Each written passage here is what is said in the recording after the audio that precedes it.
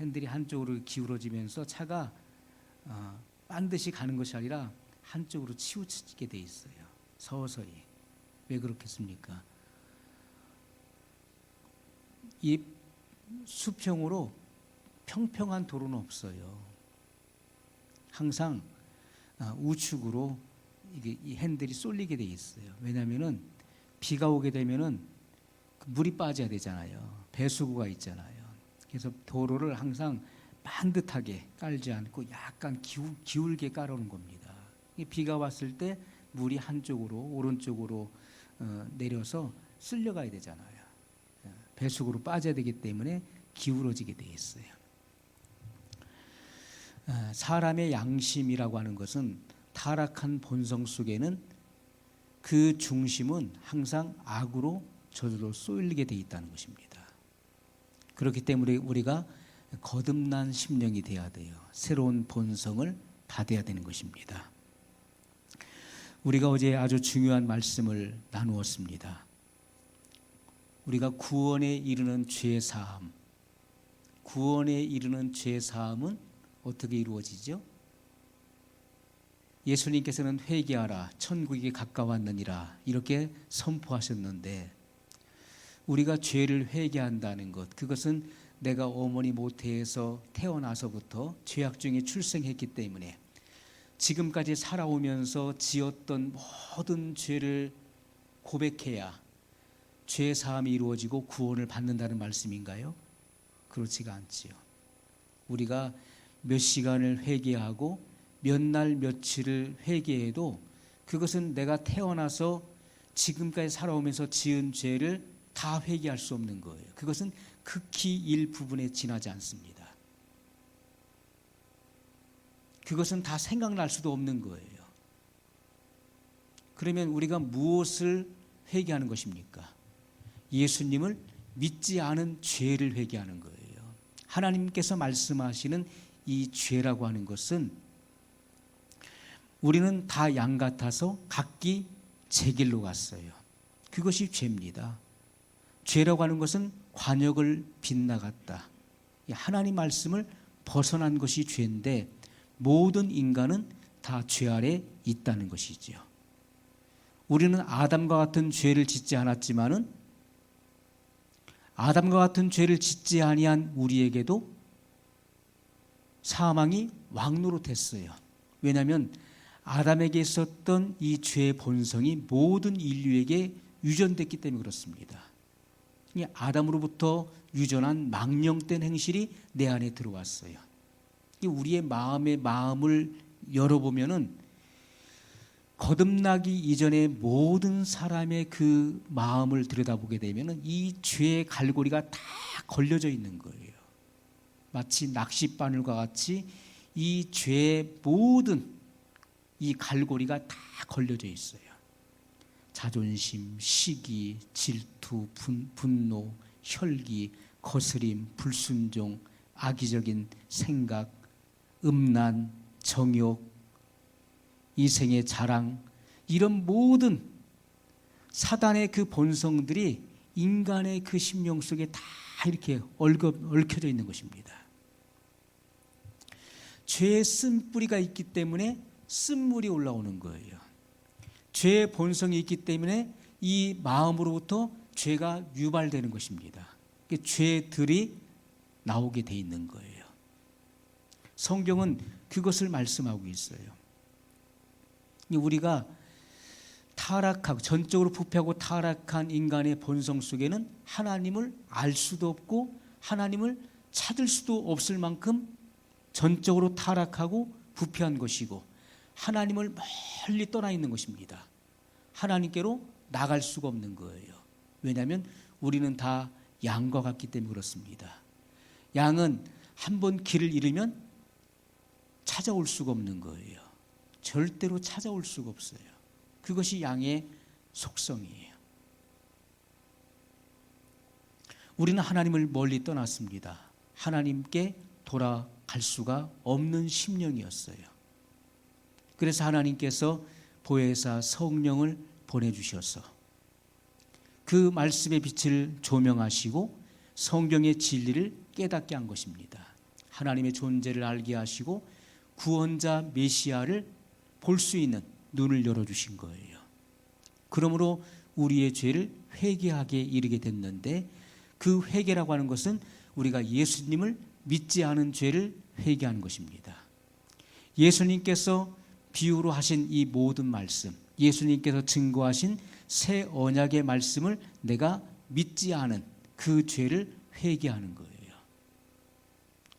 주님을 믿지 못했던 그 마음 속에 성령의 조명을 통해서 이 말씀이 믿어질 때 우리가 지었던 모든 죄가 용서되어지는 거예요. 왜냐하면 죄라고 하는 것은, 하나님이 말씀하시는 죄는 예수님을 믿지 않는 것이 죄라고 말씀하신 거예요. 주님의 말씀을 믿지 않은 것이 죄가 되기 때문에 그 말씀을 믿는 순간에 우리의 모든 죄의 사슬이 끊어지는 것입니다. 죄의 모든 속박이 풀어지는 거예요. 우리는 죄에서 자유함을 얻게 되는 것입니다. 그래서 우리가 죄를 한 번도 짓지 않은 상태로 돌아가게 된다는 거예요. 영접하는 자, 곧 그 이름을 믿는 자들에게는, 주님의 말씀을 믿는 거예요.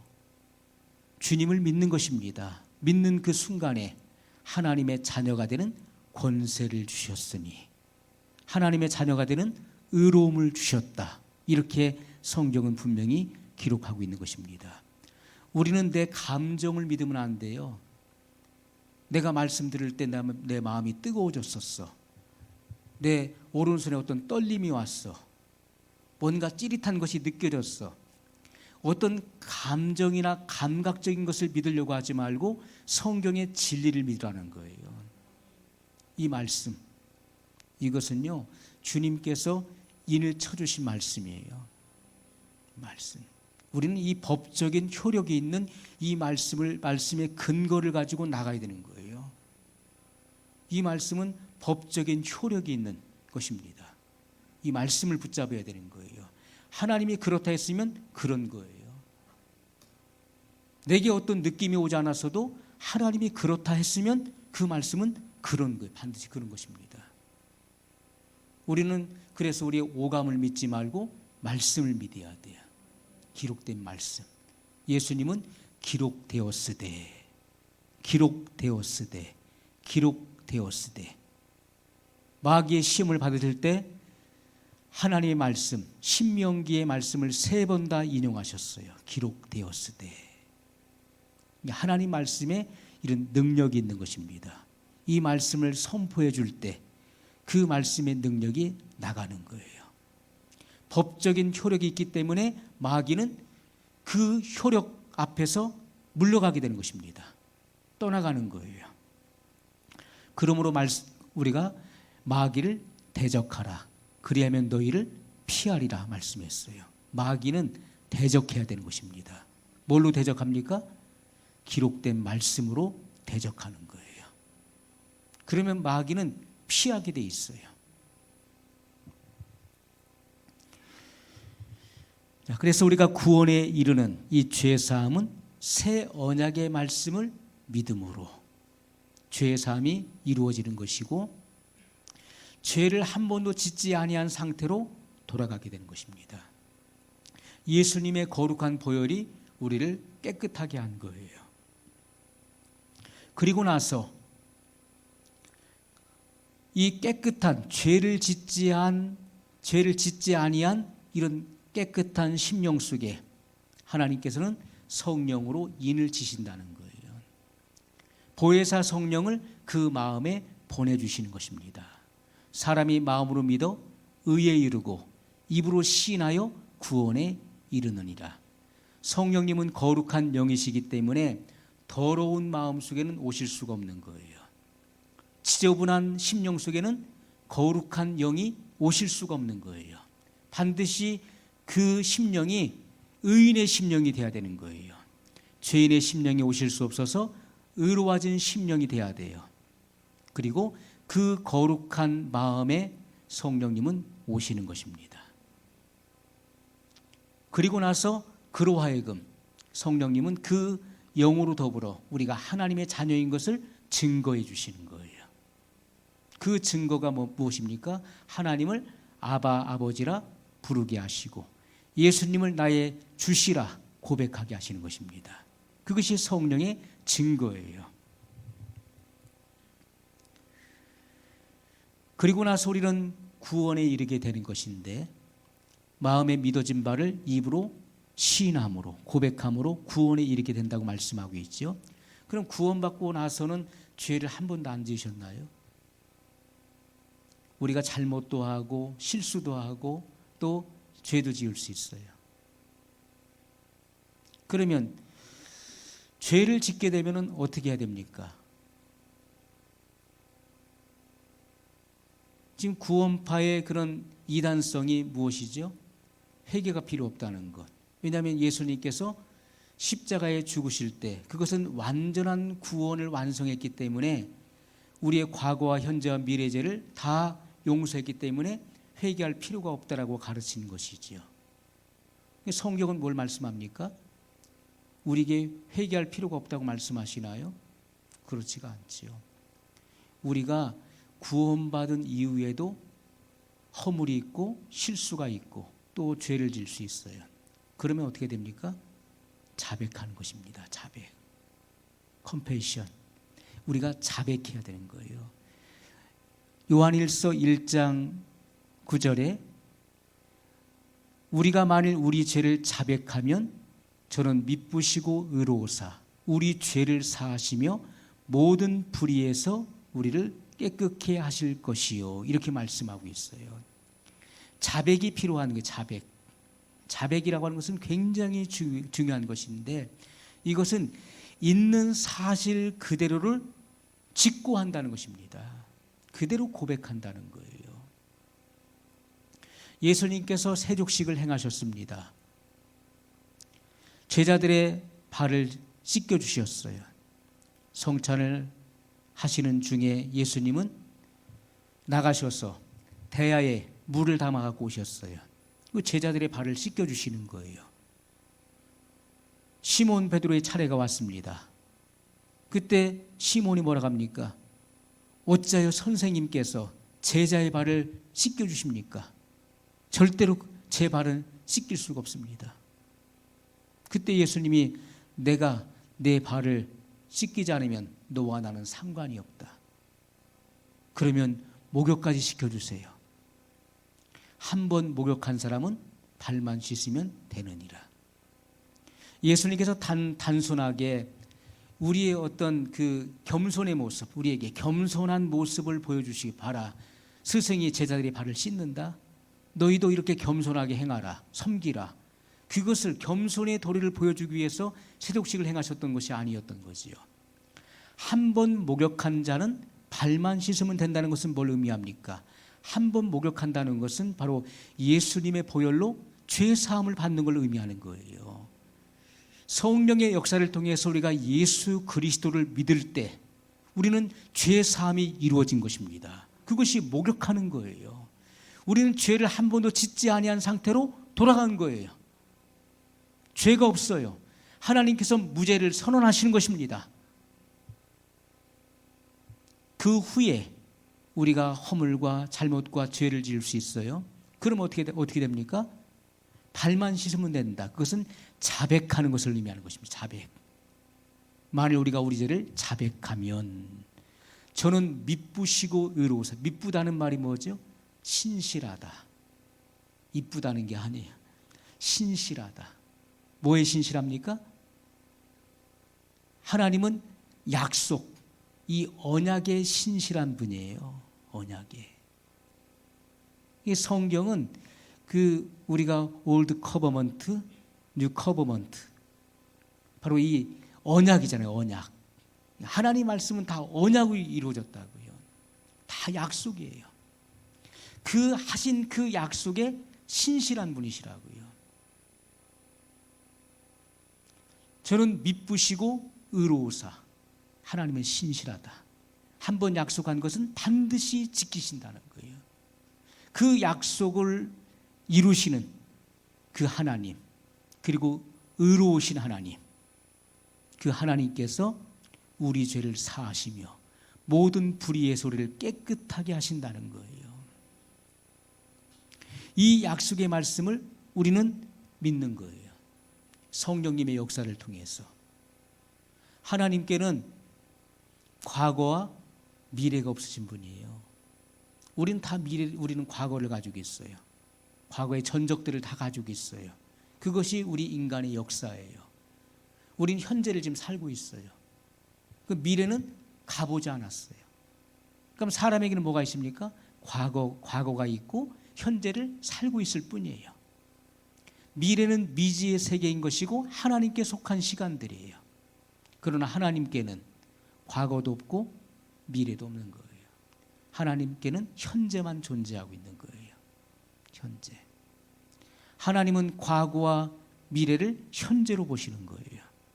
하나님께는 1000년이 하루 같고 하루가 1000년 같다는 이 한 가지 사실을 잊지 말라고 말씀하셨어요. 예수님께서 우리의 죄를 대속하기 위해 흘리신 그 피는 2000년 전에 흘리셨습니다. 우리는 그때 태어나지도 않았어요. 우리는 그 십자가의 그 죽으시는 그 광경을 보지도 못했어요. 그러나 하나님 편에서 봤을 때, 우리가 우리 죄를 자백할 때, 우리가 내가 지은 죄를 하나님 앞에서 지금 자백할 때, 우리가 인간의 역사로서는 2000년 전의 그 사건인데 하나님의 시각으로서는요, 지금 현재의 그 사건으로 주님의 보혈이 지금 내게 흘러서 나의 모든 죄를 정결케 하는 거예요. 그 피가 현재의 사건인 것입니다. 주님의 그 피는 능력이 있는 거예요. 우리의 죄를 씻기는 그 능력이 있어요. 우리가 찬송가에도 주의 피 믿어 주의 보혈 능력이 있도다.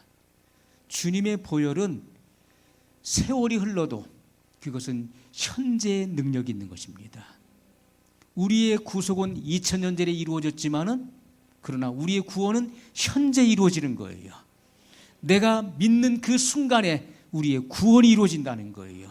주님의 구속은 2000년 전에 십자가의 보혈을 흘림으로써 이루어졌지만은 구원은 내가 현재 믿는 그 순간에 이루어진다는 사건이에요. 주님의 보혈의 능력이 있습니다. 주님은 지금도 하나님 보좌 우편에서 죄를 씻는 일을 하고 계신다고 성경은 증거하고 있어요. 그 피를 믿어야 되는 거예요. 그것은 성령님의 역사를 통해서 우리가 확실하게 믿어지게 되는 것입니다. 성경에 기록된 이 말씀이 성령의 역사를 통해서 내게 확신 있게 다가와야 돼요. 우리가 자백해야 되는데 이 자백이 뭐냐는 거예요. 많은 사람들이 그냥 지은 죄를 단순하게 그냥 고백하고서 넘어가요. 죄를 지은 것을 그냥 이야기하고서 그냥 죄가 용서받은 것으로 생각을 하기도 하고, 또는 생각나지 않은 것은 알고 지은 죄 모르고 지은 죄 다 용서해달라고 한마디로 압축해서 그렇게 기도하고 끝나버려요. 근데 성경이 말씀하고 있는 이 자백, 컴패션이라고 하는 것은요, 굉장히 중요한 의미를 가지고 있는 거예요. 이것은 있는 사실 그대로 내 감정과 기분을 숨기지 말고 있는 그대로를 고백하라는 그 말씀이에요. 내가 오늘 누구와 싸웠어요. 그것이 마음으로 지은 죄들이 있을 수 있고, 그것이 행위로 드러나서 심하게 다투고 싸웠어요. 그런데 그 당시에 내 감정은 그 사람을 정말 어떻게 죽이고 싶은 그런 심정이었어요.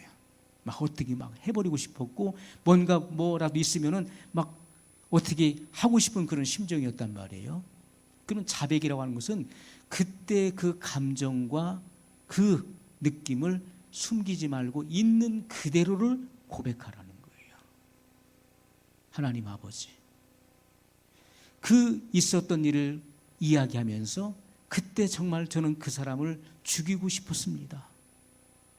뭐라도 있으면 그걸 가지고 그 사람을 치고 싶었습니다. 있는 그대로를 자백해야 된다. 그래야 여러분 속에 있는 그 상처도 치유될 뿐만 아니라 여러분 속에 있는 그 모든 허물과 죄를 씻겨주시는 거예요. 완전히. 도말해 버리시는 것입니다. 대충 오늘 싸웠는데 주님 용서해 주세요. 다시는 안 그럴게요. 그게 아닙니다. 있는 사실 그대로를 직고하는 것입니다. 그것이 자백이에요. 그러므로 우리가 하나님은 우리의 마음을 감찰하시잖아요. 우리의 마음을 통찰하시기 때문에 우리가 얼만큼 깊은 회개를 하는지 정말 이 마음 중심에서부터 우러나오는 그런 회개를 하고 있는지 하나님 보고 계시는 거예요. 하나님은 날마다 우리의 그 순도를 재고 계신다는 사실을 항상 기억하십시오. 우리가 하나님을 얼만큼 사랑하는지, 하나님은 이 사랑에 관심이 있으신 거예요. 하나님은 곧 사랑이시잖아요. 너희가 서로 사랑하면 이로써 모든 사람이 너희가 내 제자인 줄 알리라. 주님은 사랑 그 자체이신데 그 사랑의 온도를 재고 계시는 거예요. 하나님은 사랑의 눈이 머신 분이에요. 하나님은 사랑의 눈이 멀었다고요. 그래서 하나님과 원수된 죄인들을 위해서 그의 독생자 하나밖에 없는 외아들을 대신 죽게 하기 위해서 보내셨어요. 네가 저들의 죄를 담당하라. 저 원수들, 나와 원수된 죄인들의 그 죄를 네가 뒤집어 쓰고 십자가에서 죽으라. 나의 심판을 받으라. 그렇게 말씀하셨던 거예요. 하나님이 우리를 얼마나 사랑하신다는 것을 우리가 알 수가 있는 거예요. 하나님은 사랑의 눈이 멀어버렸어요. 아무것도 보이지 않는 거예요. 지구 인구가 많기 때문에, 이 땅에 존속하는 사람들이 많기 때문에 그 많은 인류를 구원하기 위해서 독생자를 보내신 것일까요? 그럼 이 지구상에 죄를 지은 인간이 나 하나밖에 없다면, 이 지구상에 나 하나밖에 존재하지 않는다면 하나님은 독생자를 안 보내셨을까요? 보내시는 것입니다. 왜냐하면 성경에 기록하기를 한 영혼이 천하보다 귀하다고 말씀하셨어요. 그러므로 하나님은 이 지구상에 나 한 사람만 존재한다 할지라도 나를 구속하기 위해 그의 독생자를 보내시는 분이에요. 그 하나님을 성경은 우리에게 계시하고 있다는 것입니다. 우리가 죄는 그렇게 회개해야 되는 거예요. 있는 사실 그대로를 직고해야 되는 거예요. 그럴 때 주님은 그 중심을 보시고 우리의 죄를 씻겨주시는 것입니다. 하나님은 날마다 우리의 사랑의 온도를 재고 계세요. 이건 성경에 나오는 것이 아니에요. 사랑의 그 온도, 사랑의 순도를 재고 계시는데 우리가 금도 어떻습니까? 금도 24K가 있고 18K가 있고 14K가 있다. 다 금의 순도가 다른 거예요. 24K는 99% 금이에요. 18K는 75% 금이고 14K는 50% 금이잖아요. 그러니까 주님은 우리가 정금이 되길 원해요. 정금 100% 금이 되길 원하신다고요. 100%. 그러니까 주님이 원하시는 그 신부는 신랑만 사랑하는 것이 신부예요. 나만 사랑하는 주님은 내 마음을 다하고 뜻을 다하고 목숨을 다하여 주 너희 하나님을 사랑하라고 말씀하셨어요. 우리는 그렇게 마음을 쏟아서 하나님을 사랑해야 되는 것입니다. 그것은 우리가 거듭나지 않으면 안 되는 거예요. 주님이 원하시는 것은 점도 없고 흠도 없어야 돼요. 얼룩짐이 없어야, 죄의 얼룩이 없어야 돼요. 주름 잡힌 것이 없어야 된다고요. 완전한 결정체를 원하시는 거예요. 나의 신부, 나의 신부. 어여쁜 나의 신부. 주님 그렇게 말씀하시는 거예요. 주님만을 필연적으로 사랑할 수밖에 없는 필연적인 존재가 됐을 때 그가 주님의 정결한 신부예요. 그들이 바로 공중 혼인잔치에 참여할 신부들입니다. 이 땅에 교회를 다니고 예수님을 믿는다는 사람들은 하나같이 다 그리스도의 신부라고 얘기하는 거예요. 그래서 열처녀의 비유를 말씀하셨던 것이죠. 열처녀는 다 구원받은 사람들을 말하는 거잖아요. 그러니까 처녀들이죠. 신부를 말하는 것이잖아요. 그 중에 5은 슬기롭고 5은 미련한지라 말씀하고 있지요. 슬기로운 5처녀는 준비됐다는 것이죠. 등과 함께 기름을 담았어요.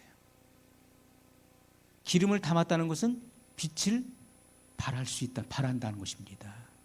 빛을 발하는 거예요. 칠흑같이 어두운 세상 가운데서 그 등불의 역할을 감당하는 자예요. 하나님의 영광을 반영하는 사람들을 말하는 것입니다. 우리에게 있어서 가장 큰 저주는요, 주님께서 그 촛대를 옮기시는 거예요. 계시록에 말씀하고 있죠. 에베소 교회에 말씀하셨어요. 너의 처음 행위를 가지라. 만일 그렇지 않으면 내가 촛대를 옮기리라 말씀하셨어요. 이것은 가장 큰 저주예요. 촛대가 있어야 될 위치는 주님 앞이죠. 촛대의 역할은 등불을 밝히는 것인데 이 촛대의 생명은 기름에 있는 기름. 그 기름은 곧 생명을 의미하는 것인데 그 생명은 누구로부터 나오는 것입니까? 예수 그리스도로부터 나오는 거예요. 인자가 온 것은 양으로 생명을 얻게 하고 더 풍성히 얻게 하려 함이라. 누구든지 목마르거든 내게로 와서 마시라.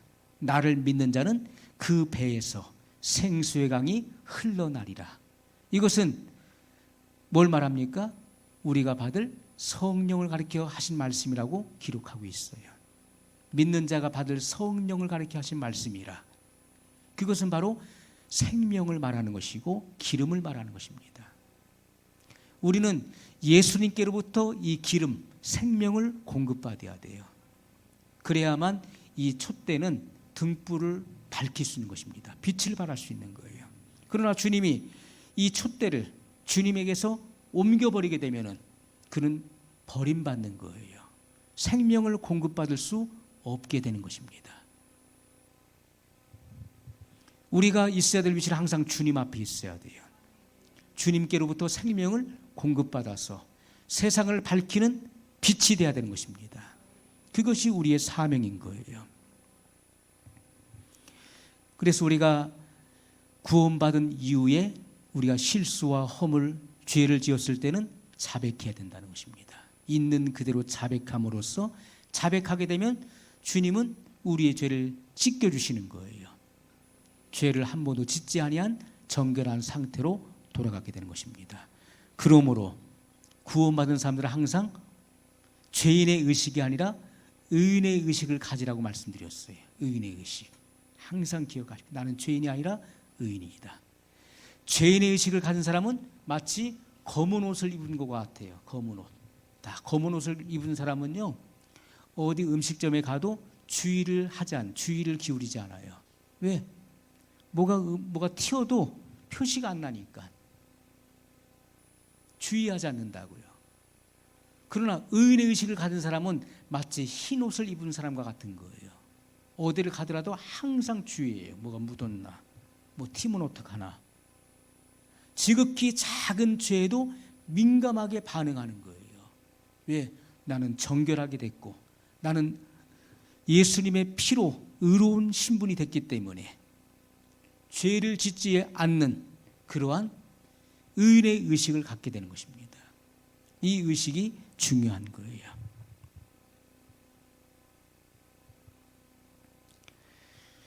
고린도후서 4장 7절의 말씀입니다. 한번 찾겠습니다. 고린도후서 4장 7절의 말씀.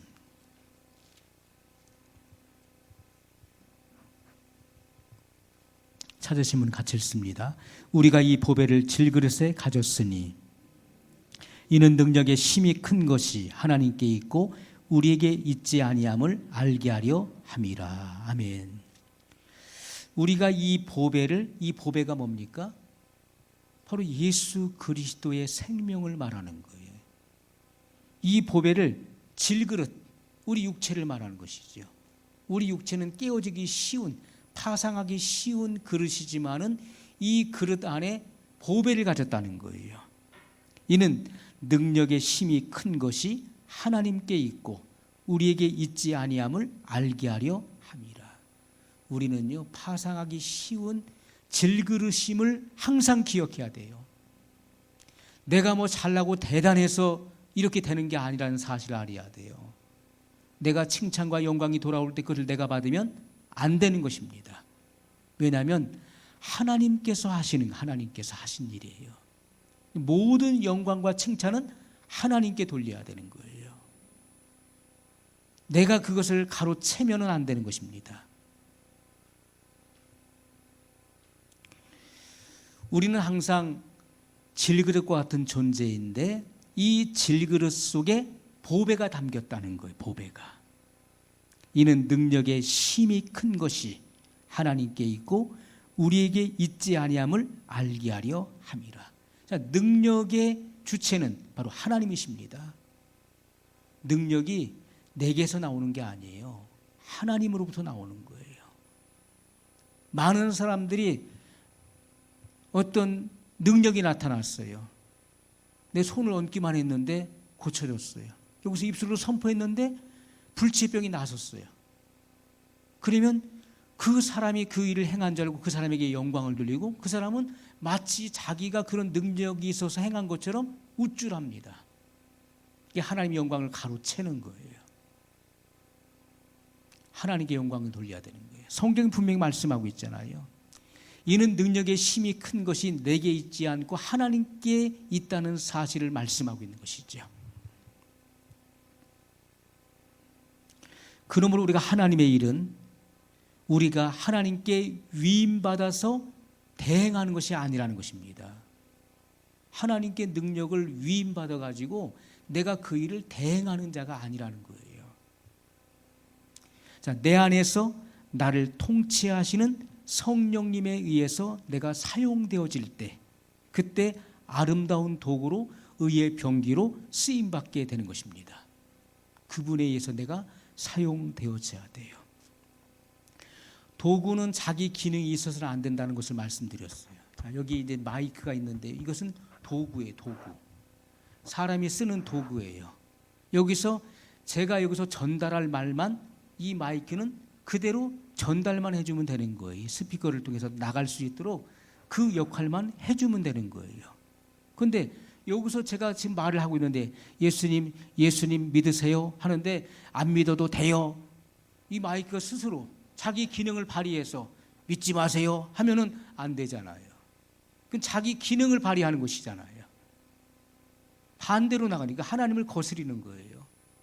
자기 의를 세우려고 힘써서 곁길로 가는 것입니다. 하나님의 의를 대적하는 행위가 되는 것입니다. 여기 이 장갑이 이렇게 장갑. 이 장갑의 능력이 있어 보이나요? 이 장갑에 힘이 있어 보이나요? 없어 보이나요? 이 장갑은 힘이 없는 거예요. 그런데 이 장갑은 무엇을 본따서 만들었습니까? 사람의 손을 본따서 만든 거예요. 그러면 이 장갑의 생명은 뭐가 될까요? 사람의 손이 되는 거예요. 거꾸로 됐어요. 이 아무런 능력도 없고 생명도 없고 힘이 없는 이 장갑 속에 이 사람의 손이 들어가면은 어떻게 됩니까? 이것이 힘이 있어 보이나요? 없어 보이나요? 힘이 있어 보이는 거예요. 이 껍데기를 쓸 때는 아무것도 아닌 거예요. 이건 쓸모도 없는 거예요. 이것은 어떤 능력을 행할 수가 없어요. 그러나 이 안에 사람의 손이 들어오게 되면은 이것이 이 생명이 들어간 거예요. 생명이.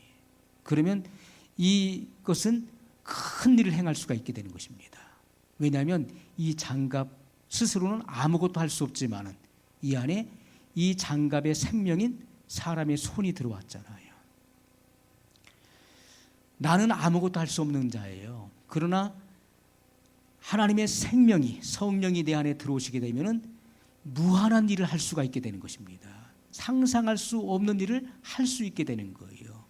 그러나 그 일은 내가 능력이 있어 행하는 것이 아니라 주님이 나로 행하시는 그분의 능력이라는 사실이에요. 자, 이렇게 주어지게 되면은 큰 일을 하게 돼요. 그런데 이 장갑이요, 기능을 발휘해서 화가 난다고 저 사람 별로 내 눈에 안 좋아 보여. 가서 쳐보세요. 그러면은 거스리는 거예요. 하나님의 뜻은 그 사람을 위로하기를 원하고 그 사람을 이렇게 보듬기를 원하는 거예요. 이렇게 다독거려 주기를 원하는데 이것이 그냥 날아가서 상대방을 치게 되면은 하나님을 거스리는 것이잖아요. 성령께 우리가 다스려져야 되는 것이고 성령의 뜻에 복종되어져야 된다고요. 그것이 귀 쓰임 받는 그릇이 되는 것입니다. 자기 기능이 있어서는 안 돼요. 우리 안에 있는 이 자존심이 완전히 죽어야 돼. 자존심이 파쇄돼야 되는 것입니다. 완전히 파쇄돼야 돼요. 개가 못 먹는 게 없이 다 먹는데 안 먹는 게 하나 있다고 그러잖아요. 사람의 자존심은 안 먹는데요. 그건 줘도 안 먹는다고 그래요. 왜? 더러워서. 사람의 자존심이 얼마나 더러운 거예요. 개도 안 먹는다고 그러잖아요. 이 사람의 자존심 속에서 모든 것들이 나오는 거예요. 기분 나쁜 것도 자존심 때문에 나오는 거예요. 자존심이 없어 보세요. 기분 나쁠 이유가 없는 거예요. 자존심이 상하기 때문에 기분 나쁨이 있는 거. 아니 쥐가 뭔데 나한테 그래? 응? 내가 그렇게 우습게 보여? 이게 뭡니까? 자존심이에요. 자존심. 이게 성경은 뭐라고 합니까? 남을 나보다 낮게 여기고 내가 다른 사람을 높이는데 그 높은 사람과 내가 싸울 이유가 뭐가 있어요? 당신은 나보다 훌륭하시고 나보다 훨씬 나으신 분이고 내가 당신을 존경합니다 하는데 내가 존경하고 우러러보는 사람하고 내가 싸울 일이 어디 있습니까? 그러나 상대방을 나보다 저 밑으로 보기 때문에 싸움이 일어나는 거예요. 아니면 비슷하게 보기 때문에 싸우는 거예요. 아니 쥐가 뭔데 나한테 그래? 이것은 그 상대방을 나와 비슷하거나 나보다 아래로 보기 때문에 그런 생각과 이런 행위가 나오는 것입니다. 그게 바로 자존심이에요. 저 사람이 내 자존심을 건드렸어. 내 자존심을 침해했어. 나를 정말 비참하게 만들었어. 그래서 화가 나는 거예요. 기분이 나쁜 것이고 감정이 상한 거예요. 가만두지 않을 거야. 네가 한 것에 내가 10배, 100배로 갚아줄 거야. 마음 다 찔리시나요? 이게 바로 자존심이라고요. 자존심.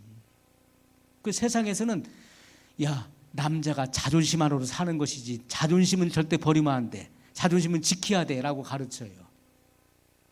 그러나 성경은 자존심을 버려야 된다고 말씀하고 있는 거예요. 남을 나보다 낮게 여기라. 우리가 물건을 들고 계단 올라갈 때 어떻게 해야 됩니까? 계단 올라갈 때 밑에 있는 사람은요, 이 물건을 이렇게 올려줘야 된다고요. 위에 있는 사람은 내려줘야 된다고요. 그래야 이게 형평성이 맞는 거예요. 그래야 이게 올라갈 수 있는 거예요. 그런데 서로 높여보시오. 서로. 위에 있는 사람은 자기를 높인다고 번쩍을 골리고 밑에 있는 사람은 상대방을 깎아 내린다고 낮춰보십시오. 그러면 문제가 생기는 거예요. 올라갈 수가 없는 거예요. 밑에 있는 사람은요, 상대방을 높여줘야 된다고요. 위에 있는 사람은 자기 자신을 낮춰야 되는 거예요. 숙여야 된다고요. 그래야 형평성이 맞는 거예요. 그래서 움직여질 수 있는 것이죠. 우리가 우리 마음이 이 원과 같이 둥글게 되면은 어떻습니까? 소리가 안 나고 잘 굴러가는 거예요. 그런데 이것이 별 모양으로 생각, 별 모양. 탁탁탁탁 할 때만 소리가 나겠죠. 삼각형이다. 생각해요. 삼각형. 턱 하면서 갈 거예요. 깎여지지 않은 모난 그런 성품과 성품은요, 항상 소리가 나게 돼 있는 거예요. 갈 때마다 소리가 나요. 탁 다 걸리는 거예요. 저 사람도 걸리고 이 사람도 걸리고 이 사람도 걸리고 다 온통 걸리는 사람들밖에 없는 거예요. 그것은 내 마인드가, 이 성품이 깎여지지 않았다는 것이고 하나님에 의해서 내가 다뤄지지 않았다는 거예요. 온통 미운 노예 미움 천지예요. 그러나 다스려지고 그리고 꺾여진 마음은 어떻습니까? 다 이 삼각형 다 깎이는 거예요. 별과 같은 모양들이 다 깎여지는 거예요. 하루하루의 모든 삶 속에서 주님께서 그를 다스리기 때문에 그를 만드신다고요. 만들어 가시는 거예요. 그래서 이게 뭐가 없어야 된다고요. 싹 굴러가죠. 빈수레가 요란한 거예요. 아무것도 없으면서 소리만 요란한 거예요. 소리만. 그럼 무겁게 실은 수레는 소리가 나질 않는 거예요. 벼는 익을수록 고개를 숙여요. 그런데 익지 않은 벼는 뻣뻣한 거예요. 내가 최고야.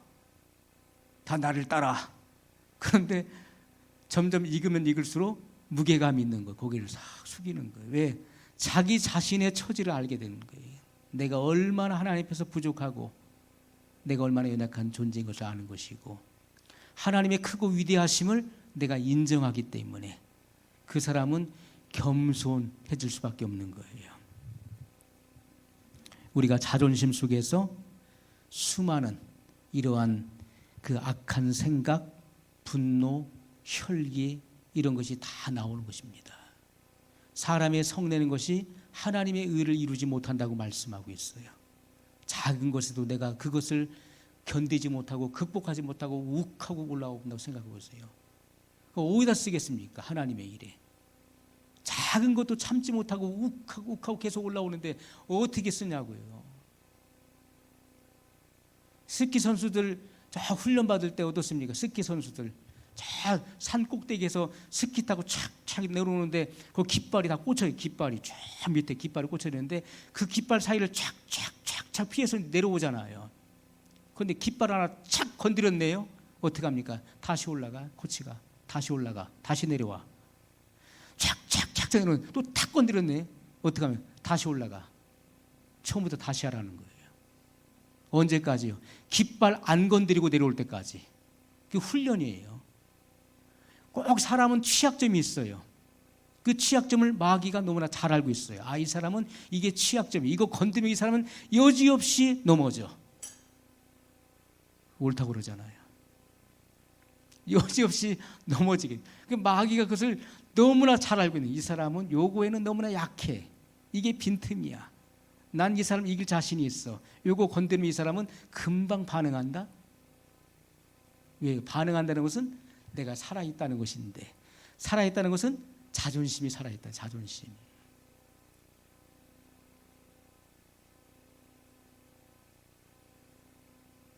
그래서 안 되는 거예요. 그래서 더딘 거예요. 완전히 나 죽었냐고 그냥 바짝 죽어버리면 될 텐데 안 죽으려고 막 몸부림을 치니까 그래서 그 일이 더디게 되는 것입니다. 많은 그리스도인들이 입술로는 하나님을 믿는다고 하지만은 언행의 변화가 없는 이들이 너무나 많다는 것이죠. 그래서 예수님께서 나더러 주여 주여 하는 자마다 다 천국에 들어갈 것이 아니요, 이렇게 말씀했어요.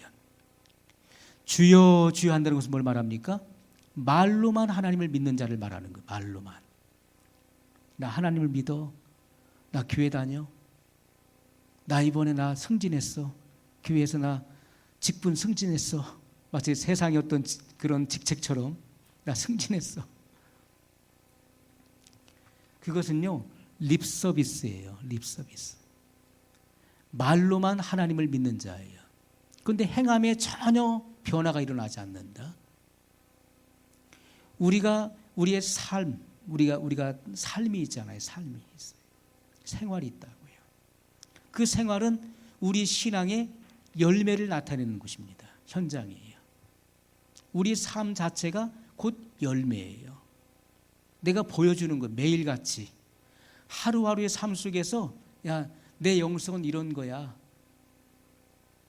내가 가지고 있는 열매가 바로 이런 거야 하면서 내가 알게 모르게 내 삶을 통해서 내 열매를 사람들에게 상대방에게 확인시켜주고 보여주는 거라고요. 이해가 되시죠? 그것이 내 영성이고 내 삶의 열매예요. 그런데 사람도 그걸 인식을 못해요. 내가 지금 무엇을 보여주고 있는지, 내가 어떤 영향력을 미치고 있는지를 전혀 의식하지 않고 그냥 살아가는 거예요. 삶에 급급하다고. 그것은 자기 성찰이 없다는 것이죠. 성찰이라고 하는 것은 반드시 대가를 치러야 되는 것입니다. 대가 없이 깊은 자기 성찰이 이루어질 수가 없는 거예요.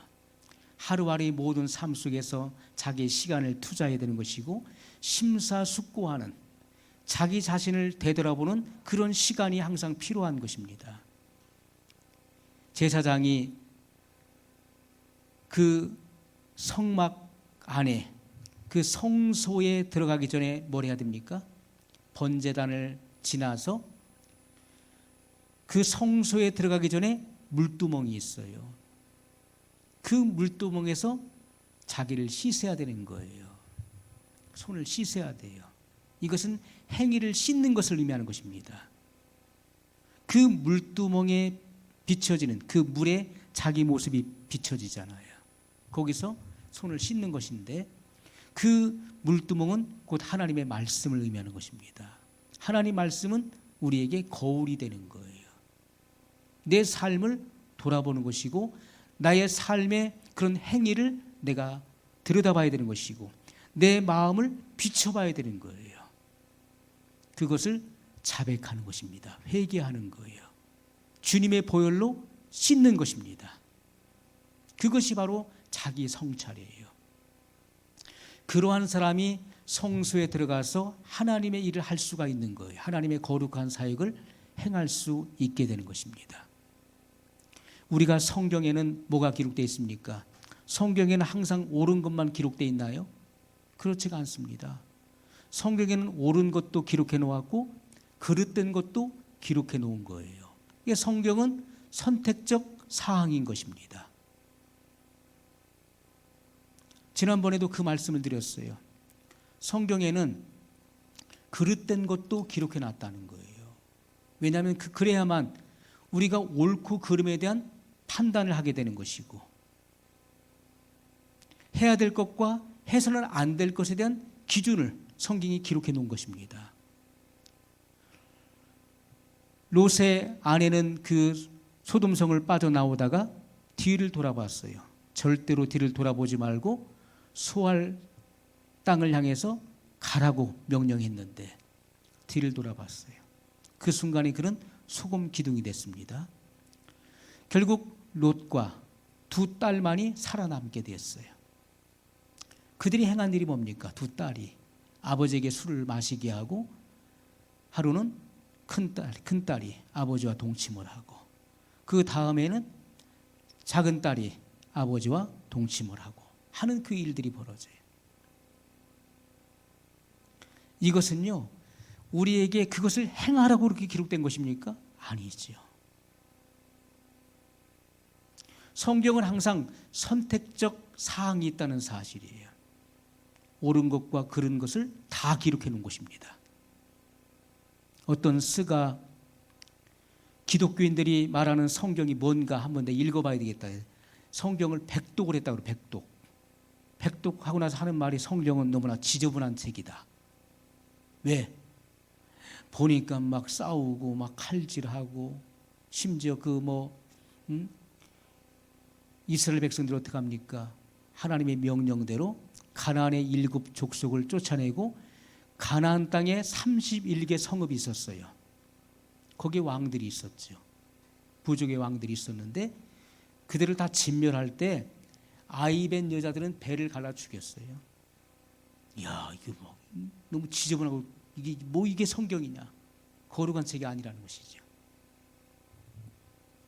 하나님의 심판의 지엄함을 기록해 놓은 것입니다. 하나님의 심판. 하나님의 심판은요, 얼마나 무서운 줄 아세요?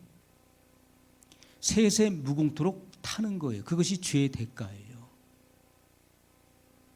죄의 대가가 얼마나 엄청나다는 것을 우리가 성경을 통해서 이제 알아야 돼요.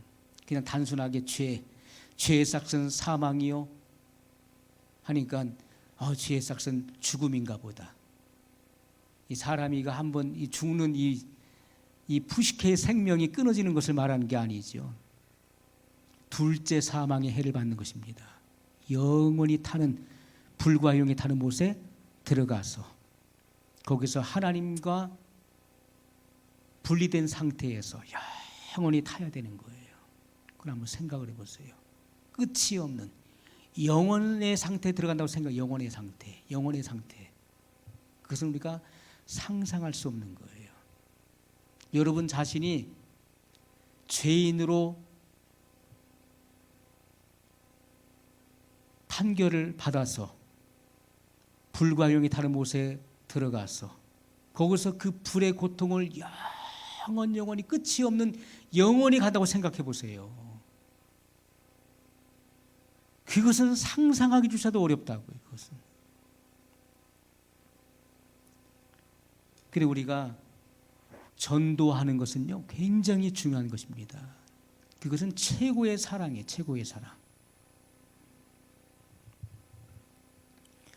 우리가 사랑을 행한다는 것은 그 영혼이 영원히 파멸로 갈 것을 내가 막는 거예요. 자, 우리가 길을 가는데 어느 집에 불이 났어요. 사람이 아무도 없는데 불이 났어요. 불이 났는데 그 집에 사람이 살고 있는데 아무도 모르는 거예요. 자는 가운데 불이 났는데 그들이 질식해 죽을 수도 있고 불에 타 죽을 수도 있는 거예요. 그럼 내가 해야 될 일이 뭘까요? 불이야 하고 소리를 질러야 되는 것이고요. 어떻게든지 그 사람을 깨우든지 아니면 소리를 지르든지 뭘 하여튼 물 갖다 뿌리든지 어떤 일을 해야 되는 것이라고요. 아이고 뭐 알아서 하겠지 뭐 내일 아니니까 하고서 나만 안전하면 되지 하고서 지나가 버리는 것은 무정한 것이죠. 사랑이 있으면 반드시 그 행함으로 옮기는 것입니다. 기차가 오고 있는데요. 저 멀리서 기차가 오고 있는데 내가 가다 보니까 이 철로가 끊어졌어요. 그러면은 어떻게 해야 되겠습니까? 어떻게 되겠지? 그건 무정한 거예요. 그 기차가 이 길로 지나갈 수 없도록 만들어야 된다고요. 그 기차가 정지할 수 있도록 만들어야 된다고요. 그것이 전도예요. 그냥 놔두면은 그 영혼이 지옥으로 곧장 가는 것인데 그것을 내가 알고 있어요. 그런데 방치해 두는 거예요. 그것은 무정한 것이죠. 나만 천국 가면 되겠지. 그 무정한 행위예요. 사랑을 행하는 것, 이웃에게 사랑을 행하는 것은요, 그 전도예요. 그 영혼에게 이 복음을 전해주는 거예요. 그것은 최고의 사랑입니다. 그러므로 성경에는 아름답도다. 복음을 들고 산을 넘는 자들의 발이요. 이렇게 말씀하고 있어요. 그 발걸음이 아름답다는 거예요. 왜? 저 죽어가는 생명을 살리기 위해서 그 가파른 산을 넘고 그리고 들판을 지나 강을 건너고 그 영혼들에게 하나님의 사랑과 이 복음을 알지 못하는 자들에게 이 복음을 전해주기 위해서 그 수고를 아끼지 않는 자들의 그 발걸음이 아름답다는 거예요. 그것이 바로 사랑을 행하는 것입니다. 많은 사람들이 입술로만 하나님을 믿는다고 그래요. 성경은 그렇게 기록해 놓은 거예요. 나더러 주여 주여 하는 자마다. 누가 예수님을 주여라고 부릅니까? 교회 다니는 사람들. 믿는 사람들이 주여 주여 하잖아요. 뭐 실수해도 아우 주여. 뭐 지갑 떨어져 주여. 뭐 설거지하다 떨어뜨려 주여. 그게 습관이 됐어요. 주여 주여. 말로는 하나님을 믿는다고 하지만은 그러나 그 행위에 있어서는 하나님을 믿는 행위가 나오질 않는 거예요. 그 삶의 열매가 없다는 것은 그 믿음이 바른 믿음이 아니라는 것을 그 스스로가 증거하고 있는 것이죠.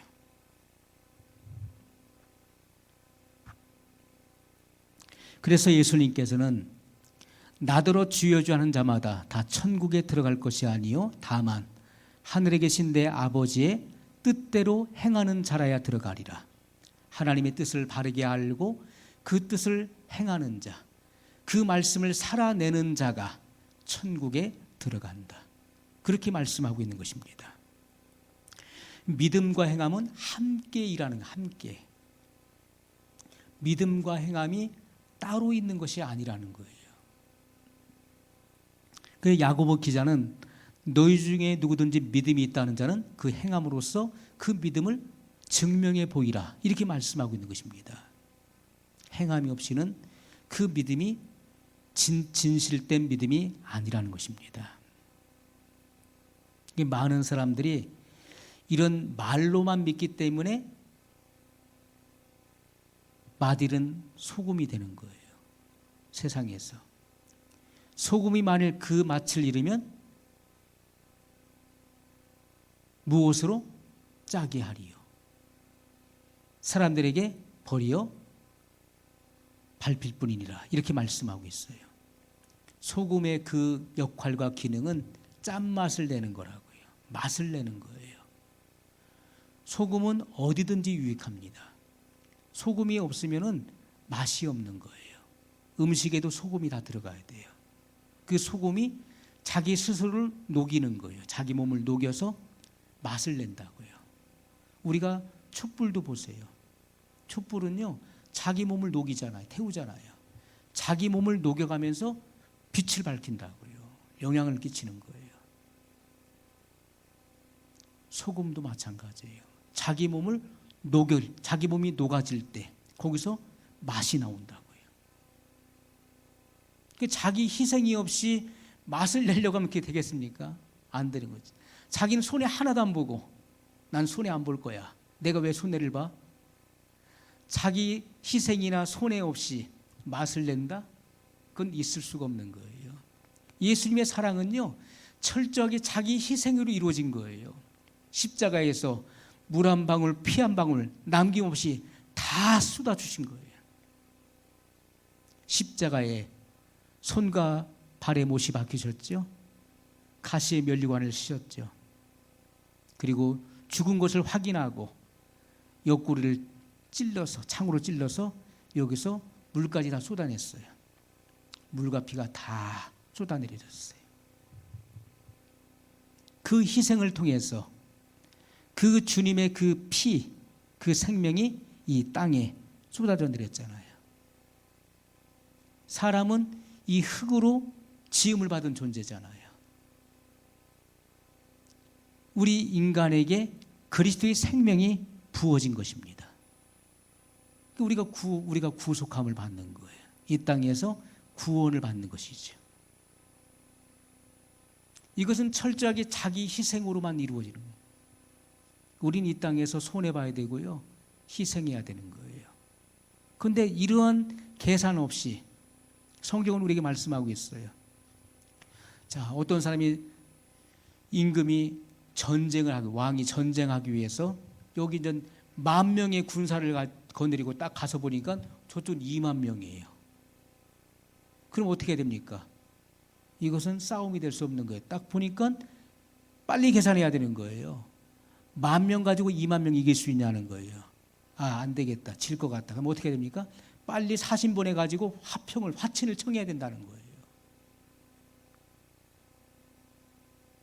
어떤 사람이 망루를 짓는데 그 망루는 이렇게 그 망을 보는 데잖아요. 탑처럼 높게 세워가지고 거기서 적군이 오는지 안 오는지 망루를 세우는 것이죠. 또는 마치 그 원두막, 높은 원두막을 세우는데 거기서 이렇게 누가 뭐 침입자가 오는지 이렇게 관찰하는 장소를 말하는데, 자, 망루를 짓는 사람이 야, 이것을 내가 지금 돈이 1,000,000원 있는데 이걸 짓는데 5억이 든다. 그러면 할 수 있나요, 없나요? 못하는 것이죠. 왜냐하면 1,000,000원 내가 하고 1,000,000원인데 이걸 짓는데 비용을 계산하니까 5억이란 말이에요. 그러면 1,000,000원어치 짓다 말고 도중에 공사가 중단돼 버려요. 그럼 사람들이 지나가는 사람이 야, 저 사람 참 그것도 계산 안 해보고서 이걸 졌단 말이야. 사람들이 조롱한다는 것이죠. 우리가 예수님을 믿는다는 것, 신앙생활을 시작한다는 것, 이 모든 것은요 계산을 하는 거예요. 계산을. 무슨 계산입니까? 어떠한 희생이 와도, 어떠한 희생을 내가 감수한다 할지라도, 어떠한 문제가 발생하고 어떠한 핍박이 온다 할지라도 내가 이 생명을 취하기 위해서라면 어떤 희생도 감수하겠다고 하는 계산이 있어야 되는 거예요. 어떤 대가를 내가 치르고서라도 일을 내가 하겠다고 하는 계산이 있어야 된다는 거예요. 그렇지 않으면요 그것을 우리가 이룰 수가 없다는 거예요.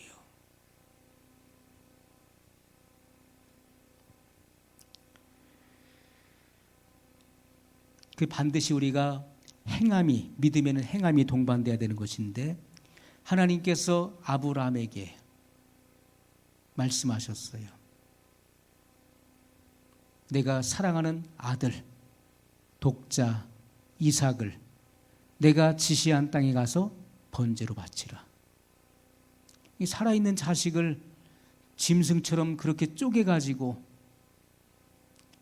내장을 다 끄집어내고 뼈는 뼈대로 살은 살대로 다 발라가지고 결국은 죄도 남김없이 다 태워드리라는 명령이잖아요. 어떻게 자기 자식을 그렇게 할 수 있나요? 그런데 아브라함은 부활을 믿었기 때문에 아침 일찍 자기 아내와 의논하지 아니하고 그 이삭을 데리고 그의 등에 장작을 짊어지게 하고 아브라함은 손에 칼과 횃불을 가지고 가는 거예요. 그리고 그를 번제로 드리기 위해서 제단 위에 올려놓는 거예요. 그를 잡으려고 합니다. 이것은 그의 신앙인 믿음으로 난 부활을 믿어 우리 아들 죽여도 하나님 살리실 거예요. 나는 그 믿습니다. 그리고 행동하지 않았다면 그 믿음은 온전한 믿음이 될 수 없다는 거예요. 네가 믿어진 바를 행하라는 거예요. 부활을 믿는다면 그 하나님의 명령을 행하라는 거예요. 순종하라. 그는 행했습니다. 행할 때 하나님께서 그가 하는 일을 막았죠. 저지시켰어요. 아브라함아 아브라함아 네 하는 일을 멈추어라. 내가 이제야 내가 나를 사랑하는 줄을 내가 알았노라. 그 믿음에 합격했다고요. 무엇으로요? 그의 행함으로 그 믿음이 온전해졌다는 거예요. 성경은 그래서 믿음과 행위가 함께 일한다는 것을 우리에게 증명해 주는 것입니다. 따로 분리할 수 없는 거예요. 말로는 믿습니다 하는데 그 행위로서는 안 믿는 것이 역력히 드러나는 거예요. 저 사람은 안 믿는 사람이야. 응? 왜? 그 행위가 그 믿음이 없다는 것을 증명해 주고 있잖아요. 반드시 믿음에는 거기에 맞는 행위가 따르게 되어 있다는 것입니다.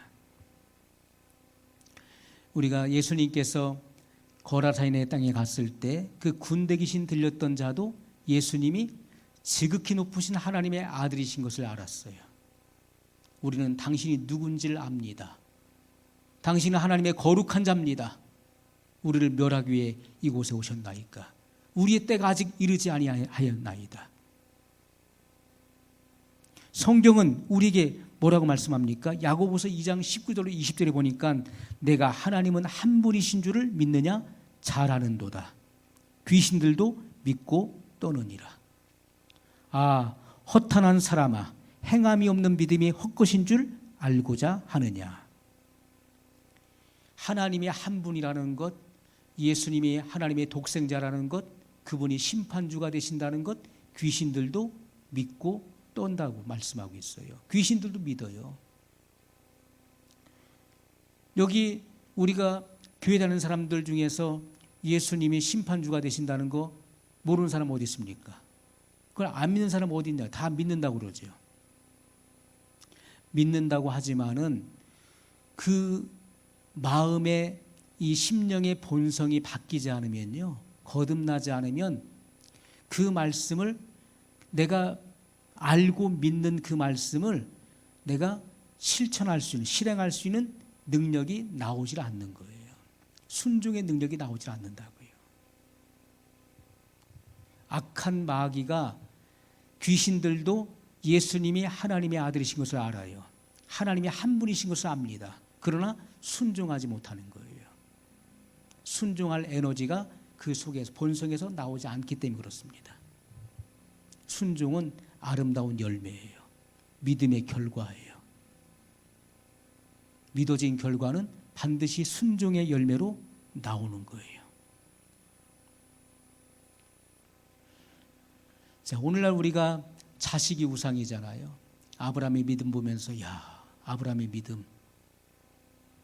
물론 아브라함은 예수 그리스도의 예표였습니다. 이삭도 마찬가지죠. 예수 그리스도의 예표였어요. 아브라함은 오실 그리스도의 예표, 이삭은 오신 그리스도의 예표, 야곱은 오셔서 구원을 완성하시는 그리스도의 예표가 됐던 것입니다. 그런데 우리가 이 아브라함의 믿음, 하나님께서 그를 그리스도의 예표로 쓰시기 위해서 그 믿음을 성장시킨 거예요. 그리고 열국의 아버지 누굽니까? 예수 그리스도를 말씀하고 있는 거예요. 우리가 찬송가에 복의 근원 강림하사, 복의 근원 강림하사 찬송하게 하소서. 그 복의 근원이 누굽니까? 아브라함인가요? 예수 그리스도이시죠. 아브라함은 예수 그리스도의 예표, 모형인 것입니다. 결국은 복의 근원은 바로 예수 그리스도를 말씀하고 있는 거예요. 내가 너로 복의 근원이 되게 하리라. 그것은 누굽니까? 바로 장차 오실 예수 그리스도를 예표하고 있다는 것입니다.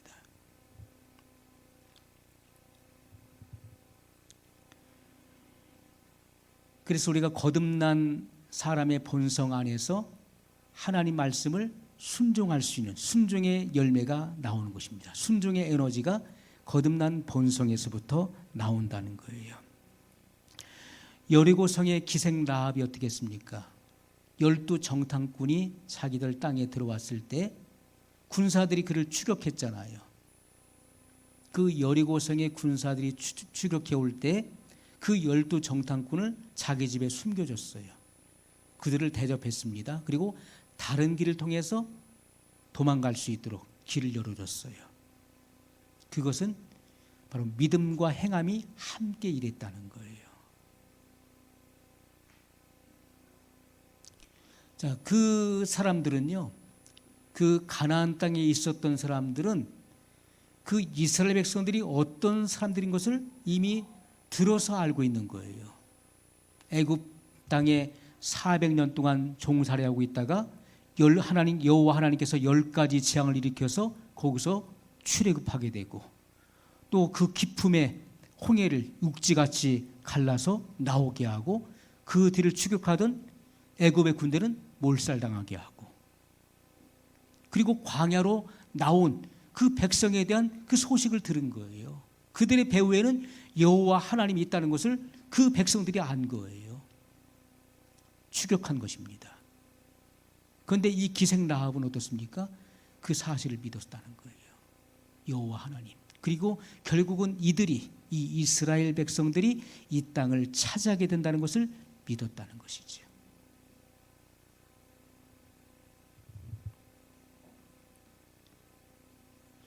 그것을 행함으로 옮긴 것입니다. 그들을 숨겨두었어요. 그들을 대접했고 다른 길로 갈 수 있도록 길을 열어줬다는 것이죠. 믿음이라고 하는 것은 성경에 상응하는 그 행함이 반드시 나와야 그것이 진정한 믿음이 된다는 것입니다. 야고보서 2장 26절에 영혼 없는 몸이 죽은 것 같이 행함이 없는 믿음은 죽은 것이니라 이렇게 말씀을 하고 있어요. 자, 마태복음 5장 말씀을 찾아보겠습니다.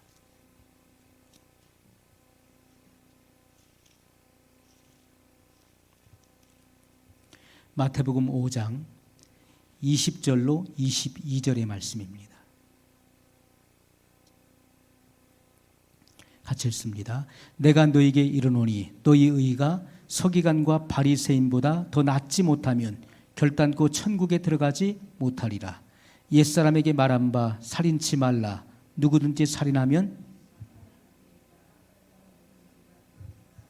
나는 너에게 이르노니 형제에게 노하는 자마다 심판을 받게 되고 나가라 하는 자는 공의에 잡히게 되고 미련한 놈이라 하는 자는 지옥불에 들어가게 되리라. 아멘. 자, 예수님께서 하신 이 말씀을 한번 들어보세요. 여러분들의 의는 어떻습니까? 너희 의가 서기관과 바리새인보다 더 낫지 못하면 결단코 천국에 들어가지 못하리라. 서기관과 바리새인들의 의는 어떤 의입니까? 그들이 가지고 있었던 의로움은 대단한 의였어요. 그들은 철저하게 율법을 준수했던 사람들이었습니다. 율법의 그 정신에 입각해서 행위로 죄를 짓지 않으려고 부단히 노력하는 자들. 특히 그 당시에는요, 여러 파들이 있었죠. 바리새파, 또 사두개파, 에세네파. 그들은 금욕주의자들이었죠. 금욕 생활을 하는 사람들. 죄를 짓지 않으려고. 그런데 그들 중에서 가장 우월한 파가 바로 바리새파예요. 바리새라고 하는 것은 바로 분리주의자를 말해요. 분리주의자. 그들은 자칭 하늘에 속한 자라고 불렀어요. 자기들은 하늘에 속한 자예요. 특별한 사람들이고 선택받은 사람들이고 자기들은 하나님의 율법을 철저하게 지키는 사람들이고 이런 의로움. 그리고 그들은 뭐라고 합니까? 바리새인의 기도를 들어보세요. 하나님께 기도하면서 나는 일주일에 2번을 금식한다는 거예요. 여기 일주일에 2번 온전히 금식하는 분 계신가요?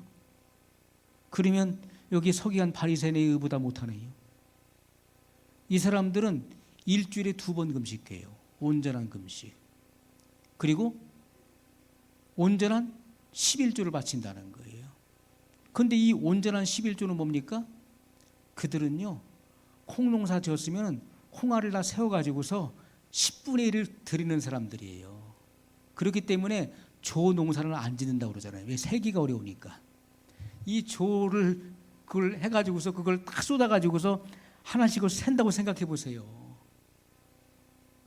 그 정도로 철저한 사람들이에요. 철저한 사람들.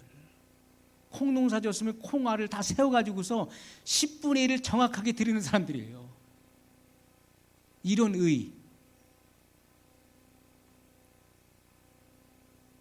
그런데 이런 의는 무슨 의입니까? 자기의예요. 자기의.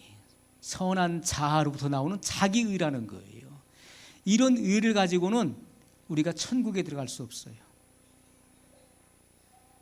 우리가 어떤 의를 가져야 들어갑니까? 예수 그리스도의 의를 입어야 되는 거예요. 그리스도로 옷 입어야 되는 거예요. 그래야 천국에 들어갈 수 있다는 거예요. 우리의 행위로서 율법을 준수함으로 우리가 천국에 들어가는 것이 아닙니다. 그리스도의 의를 입음으로 그리스도께서 하신 그 모든 행위와 그분께서 증거하신 그 모든 말씀을 내가 믿음으로 우리는 의로워지는 것이고 구원에 이르게 되는 것입니다. 그것이 성경의 진리예요. 자, 27절로 30절의 말씀입니다. 또 간음치 말라 하였다는 것을 너희가 들었으나 나는 너희에게 이르노니 여자를 보고 음욕을 품는 자마다 마음에 이미 간음하였느니라. 만일 내 오른 눈이 너로 실족해 하거든 떼어내버리라.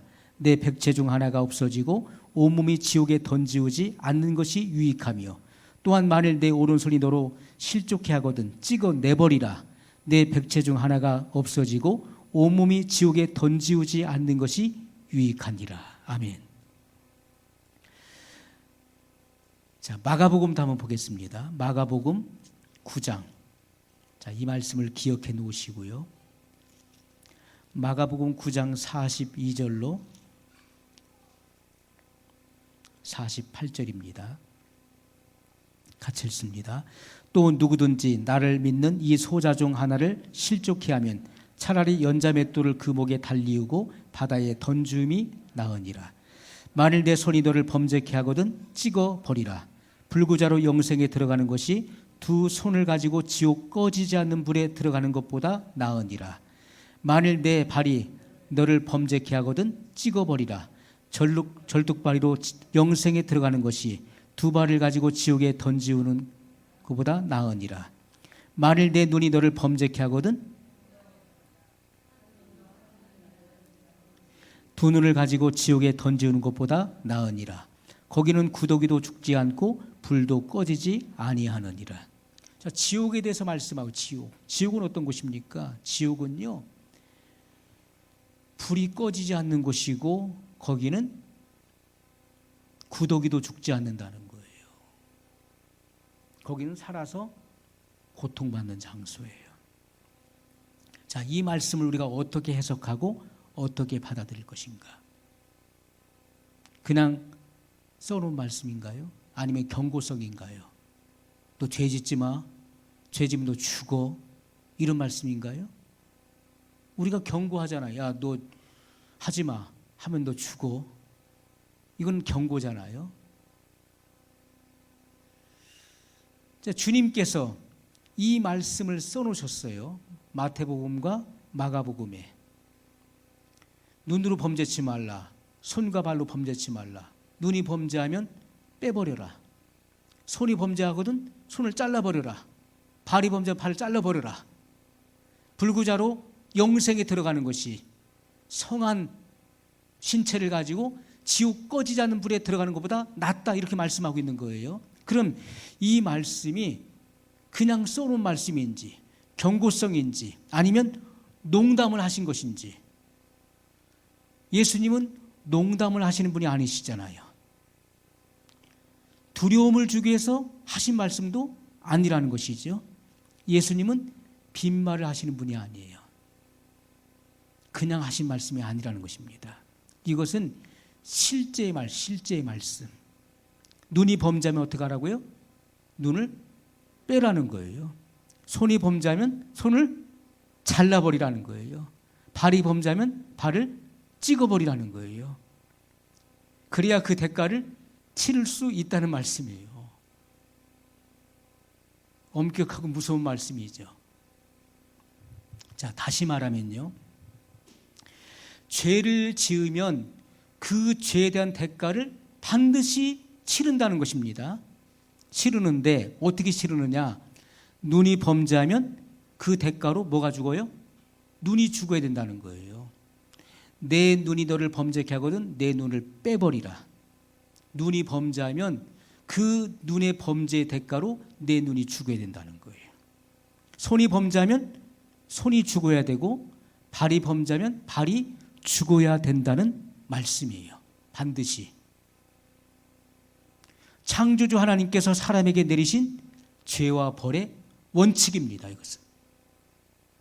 이것이 율법이에요. 자, 하나님께서 죄에 대한 이 심판은요, 잔인할 정도로 단호하시다는 거예요. 얼마나 단호합니까? 너 눈이 범죄했어? 눈이 죽어야 돼.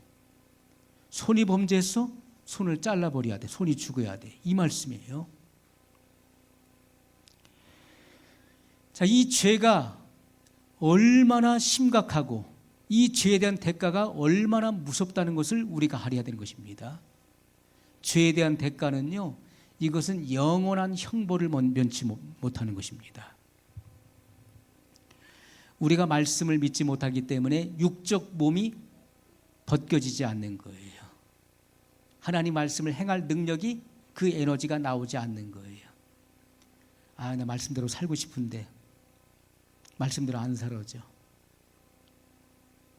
육적 몸이 완전히 벗겨지게 되면 어떻습니까? 나도 모르게 말씀에 복종되어진다는 거예요. 그 말씀이 사라지는 것입니다. 그것이 육적 몸이 완전히 벗겨지는 거예요. 죄를 질래야 지을 수 없는 지경에 이르게 되는 것인데, 이것을 우리가 신학에서는 성화의 단계라고 불러지는 것이죠. 성화의 단계. 이것은 우리가 영적으로 성숙한 단계에 이르게 되는 것입니다. 성령의 세례를 받고 우리는 성숙한 단계에 이르게 되는 거예요. 죄의 욕망이 올라오질 않는다는 거예요. 예수님께서 말씀하신 대로 오른편 뺨을 맞았는데 왼편도 돌려대는 거예요. 이 일이 이루어지는 실제가 되는 거예요. 왜? 화가 안 나는 거예요. 오른편 맞았으면 어떻습니까? 복수는 나에게 맡겨라. 주먹을 달래잖아요. 주먹을. 성숙한 사람들은 뭐 땅에서 야 주먹아 울지 마라. 좀 참어라. 맞으면요. 거기에 대한 그 대가를 지불하려고 하는 거예요. 내가 맞았어. 한 대 맞았어. 너는 2대, 3대 맞아야 돼. 그래야 내 직성이 풀려. 이것이 죄인의 심성에서 나오는 거예요. 그러나 예수님께서 산상수훈에서 말씀하신 대로 누가 내 오른편 뺨을 쥐거든 왼뺨도 돌려대라. 이 말씀이 실제가 되는 거예요. 이게 성령의 생명의 성령의 법이에요. 성령이 내 안에서 나를 통치하시니까 이것이 그대로 이루어지는 거예요. 그럼 나도 놀라는 거예요. 야, 내 속에 죄의 욕망이 나오질 않네. 옛날 같아서면 이건 뭐 그냥 해코지하고 싶어서 그러는데 맞았는데 그 사람을 복수하고 싶은 마음이 없고 그 사람이 안타까운 거예요. 불쌍히 여기지는 용서의 기도가 나오는 거. 아버지, 저 사람의 죄를 용서하소서. 제가 하는 일을 알지 못함이니. 이 기도가 나오는 거예요. 너를 핍박한 자를 위해 기도하라. 이것이 실체가 되는 것입니다. 주님의 말씀은 하나도 빈말이 없어요. 산상수훈에 말씀하신 그 내용이 허황된 것을 말씀하신 것이 아니에요. 어떤 바램을 얘기해 놓은 게 아니에요. 내가 이 말씀을 증거해 놓고 이 말씀의 성취는 보혜사 성령이 너희 안에 오시면 이 내가 증거한 말씀이 믿어지고 너희 안에 실체가 된다는 거예요. 실체가 된다. 누가 너를 억지로 오리를 가게 하고자 하면 심리까지도 동행해 주는 기꺼이. 기꺼이가 뭡니까? 즐거운 마음으로 당연히 오리를 가고자 하는데 심리까지도 기꺼이 동행해 주는 거예요. 더 가줄게.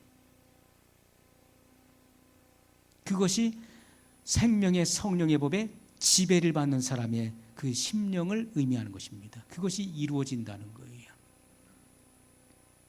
주님이 원하시는 것은 바로 이러한 사람을 말씀하고 있는 거예요.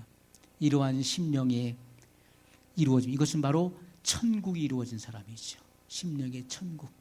주님의 전인적인 통치 그리고 전인격적인 통치가 이루어진 거예요. 그 인격의 변화까지 이루어진 것입니다. 그래서 아름다운 순종의 열매로 삶 속에서 나오는 거예요. 누가 봐도 저 사람은 누가 봐 저 사람 구원받은 사람, 저 사람은 당연히 하나님의 자녀지. 왜? 그 자녀의 열매가 눈에 보이잖아요. 오른편 뺨을 맞았는데 나 같으면 아이고 저걸 그냥도. 근데 그 사람은 하나님의 자녀예요. 자녀의 그 본성이 그냥 나오는 거예요. 사람은 위급한 일을 만나게 되잖아요. 그러면 자기도 모르게 그 본성이 나오게 돼 있는 거예요. 튀어나오게 돼 있는 거예요. 평상시에 어떤 그런 습성이나 이것이 나오게 돼 있다고요. 근데 자연스럽게 나오는 거예요. 왜? 그 본성이 내 안에 습득되어지고 그것이 내 체질이고 그것이 내 습관이고 나의 본 모습이거든요. 바울의 고백과 같이 겉사람은 후패하나 속은 날로 새롭도다. 겉은요 후패해가는 것입니다. 나이는 못 속여요. 쭈글쭈글해져요. 꽃은 시들고 풀은 마르는 거예요. 엊그저께 있었던 꽃도 시들어 버리더라고요. 야, 시드는구나. 그 꽃을 보면서 시드는구나. 사람도 겉은 후패해가는 거예요. 감각도 떨어지고 모든 기능이 다 저하되는 거예요. 그러나 바울의 그 속은 날로 새롭다는 거예요. 주님을 만나볼 때가 더 가까움을 느끼고 주님과 더 긴밀해지고 그 영적인 그 소욕은 더 강해 성령의 소욕을 쫓아 가는 것입니다. 우리가 이렇게 속 사람이 아름다워져야 돼요. 겉만 꾸미려고 하지 마시고 이 속, 영의 사람, 마음에 숨은 사람을 깨끗하고 단정하게 아름답게 치장할 때 빛이 나는 것입니다. 하나님께서 쓰시기에 조금도 불편함이 없고 그대로 순종되어지는 그런 사람을 통해서 이 마지막 시대에 주님은 세상을 변화시키는 그 위대한 일들을 주님은 행하실 것입니다. 우리 기도하겠습니다. 말씀을 기억하면서 우리 한 목소리로 같이 기도하겠습니다.